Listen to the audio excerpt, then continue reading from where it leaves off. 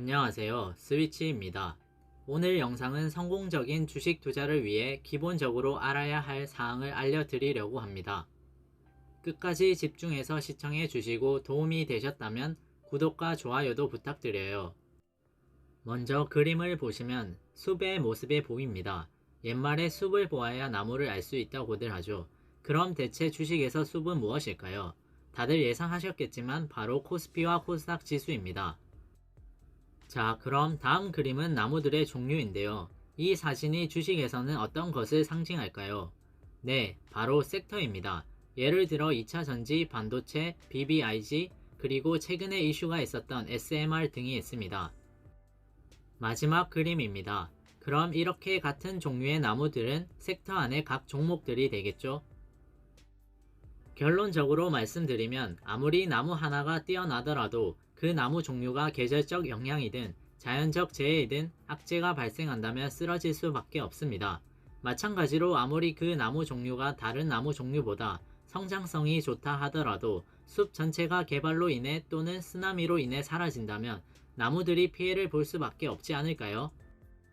따라서 주식 투자를 한다면 최소한 지수를 계속해서 모니터링 해주면서 상황에 맞게 대응해 주셔야 합니다. 그럼 본격적으로 지수를 분석해 보겠습니다.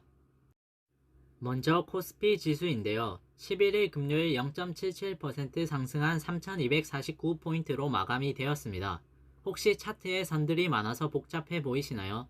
그래도 이렇게 선을 그어 지지선과 저항선을 파악해 두어야 추세를 지속해서 따라갈 수 있습니다. 작년 11월부터 지속적으로 상승해온 코스피 지수가 3266포인트에서 조정을 받게 됩니다. 하방 추세선을 그리다가 파란색 선 두 개를 보시면 삼각수렴 모양이 만들어집니다. 3월 30일 하방 추세를 삼각수렴 후 돌파하는 모습이 나온 후 다시 추가 상승으로 이어지는데요. 최근에도 다시 삼각수렴이 만들어지고 있습니다. 보라색 선 두 개를 집중해서 보시면 곧 상방이든 하방이든 방향이 나올 것 같습니다. 여러분들도 코스피 차트에 저처럼 선을 그어서 차트를 한번 분석해 보시고 이해해 보시려고 노력해 보세요. 처음에는 잘 보이지 않으실 수 있지만 계속 연습하신다면 숲의 모양을 보실 수 있습니다. 물론 제 시각이 정답은 아니지만 매매 시 확률을 조금 더 높여줄 수 있습니다. 자세히 보시면 2월 19일 코스피 지수에서 최대 거래량이 나왔는데요. 저런 포인트도 굉장히 중요합니다. 전날의 고점을 돌파했을 때 그 지점이 강력한 지지선이 만들어집니다. 이후 5월 4일, 5월 13일 그 지점을 지지하는 모습이 나옵니다. 참고로 말씀드리자면 주식에는 정답은 없습니다. 단지 확률 높은 구간에서 매매를 하며 상황에 따라 대응을 하여 리스크를 관리하면서 수익을 쌓아가는 것만이 주식 투자에서 성공하는 비결이라고 생각합니다. 계속해서 코스닥 차트도 살펴보겠습니다. 코스닥 차트는 코스피 차트보다 더 복잡한데요. 코로나로 인해 419포인트까지 떨어졌던 코스닥 지수는 계속해서 상승하여 1월 26일 1007포인트에서 조정을 받게 됩니다. 이후 하방 패턴을 그리는데요. 코스피 지수와 마찬가지로 보라색 선 두 개를 보시면 삼각 수렴을 해 나가던 도중 3월 22일에 하방 추세를 벗어나는 모습을 보입니다. 하지만 완전히 돌파를 하는 모습은 4월 1일이라고 볼 수 있습니다. 이후 다시 1032포인트로 신고점을 갱신합니다.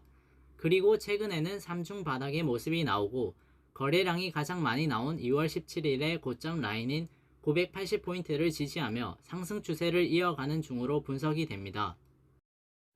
종합적으로 봤을 때 미국의 인플레이션 영향으로 인한 테이퍼링 논의가 불확실성을 높이고 있는 부분은 사실이지만 연준 의장인 제롬 파월의 성격상 아직까지는 본격적으로 진행하지 않을 것으로 생각하기에 우리나라 지수의 영향은 크지 않을 것으로 보입니다. 그래서 지수는 조금 더 상승할 여지가 남았다고 생각합니다. 다음으로는 주간 상승 섹터 그리고 수급이 몰리는 섹터를 살펴보겠습니다. 참고로 최근에는 순환매 장세로 한 섹터가 지속적으로 오르지는 않고 있습니다. 6월 7일 월요일에는 체코 원전 수주와 관련된 섹터에 수급이 몰렸습니다. 종목에는 두산중공업, 우리기술, 한전산업, 일진파워, BHI, 보성파워텍, 우진, EDT 등이 있습니다. 한미 원전 공동 수출과 관련하여 SMR, 소형 모듈 원자로는 빌 게이츠와 워렌 버핏도 관심을 가지고 있는 만큼 힘이 좋았습니다. SMR은 설치도 간편하며 비용과 폐기물도 줄일 수 있습니다. 쉽게 말하자면 화석 연료에서 소형 모듈 원전, 그 다음으로 신재생 에너지로 발전하는 단계인데요. 신재생 에너지로 가기 위한 가도기적인 단계라고 생각하시면 될 것 같습니다. 하지만 개발 성공은 한 것은 아니기 때문에 생각을 하시고 투자를 하시면 좋을 것 같습니다. 6월 8일 화요일에는 주도 섹터는 없었지만 한전산업 원전, 데오플러스 콜드체인, 셀리드 백신, 영화테크 폐배터리 재활용과 관련한 종목이 크게 상승하였습니다. 6월 9일 수요일에는 이스타항공 인수전과 관련한 쌍방울과 하림이 크게 상승하였고, 이외 트플렉스 히토류 관련, 티웨이 항공 여행, 대원전선 대북철도, 셀리드 백신, 신성통상 한일 분쟁, KBI 메탈 실적 호전 등이 상승했고, 시장 불안의 스펙주 등이 상승하였습니다.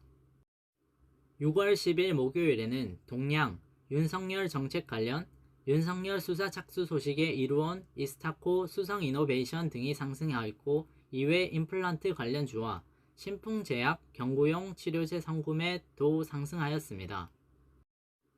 6월 11일 금요일에는 평화홀딩스와 평화산업 수소차, 한솔로지스틱스 해운항공 운임 상승, 웹스 윤석열 정책 관련, LG 헬로비전 지역 채널 컨텐츠 투자 확대로 상승하였습니다. 다음 주인 6월 14일부터 18일까지 지켜봐야 할 섹터에는 아직까지 오르지 않은 섹터들, 게임, 2차 전지, 석유화학, 임플란트, 미용 및 의료기기 관련 섹터, 또한 골드만삭스 측에서도 하반기에는 반도체 공급 부족 부분이 해소가 어느 정도 가능하다고 말할 만큼 앞으로 지속적으로 자동차 부품주나 차량용 반도체 관련주를 모아서 가져가면 좋을 듯 합니다. 그리고 7월은 실적 시즌이기 때문에 유틸리티나 지주 정유주 관련주를 가져가시면 좋을 듯 합니다. 개인적으로는 SK이노베이션 배터리 모듈 납품을 하고 있는 덕양산업과 LG 마그나 합작을 추진 중인 현우산업, 그리고 구리 가격 상승으로 수혜를 받는 이구 산업이 좋아 보이네요. 참고만 하시면 될 듯 합니다. 마지막으로 6월 일정 중에 참고해야 할 사항은 이스타항공 예비 입찰이 6월 14일에 있고, 이재명 대선 출마 공식 선언이 6월 21일에 있습니다. 그리고 삼성 50조 평택 공장 투자가 6월에 발표를 하고, 디지털 화폐 모의 실험 착수가 6월에서 하반기 사이지만 언제일지는 모릅니다.